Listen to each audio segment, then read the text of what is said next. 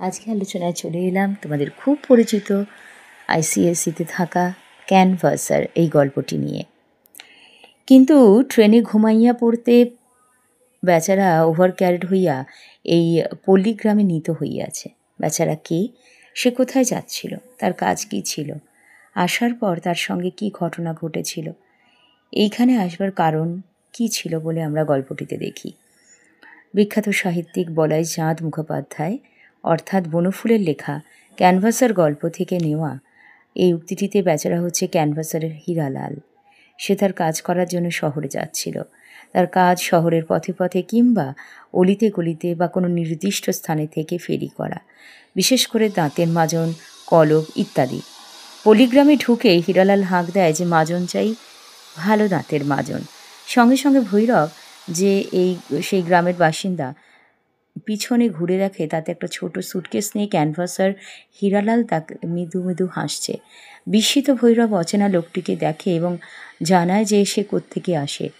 হীরালাল তার সরাসরি জবাব না দিয়ে জানায় দাঁতের পোকা, দাঁতের গোড়া ফোলা, পুঁজ পড়া, রক্ত পড়া, মুখের গন্ধ ভালো করা দাঁতের মাজন তার কাছে আছে।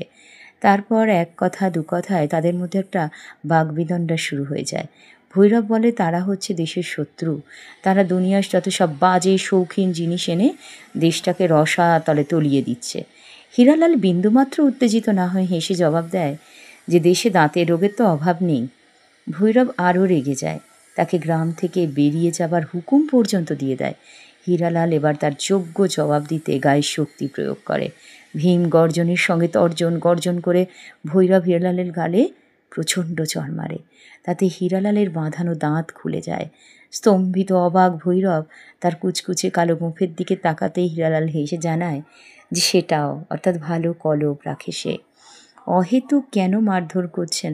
সে তো গরিব, বুড়ো বয়সে উপযুক্ত ছেড়ে গেছে মারা, তাই এই করেই সে তো কষ্টে সৃষ্টে সংসার চালায়।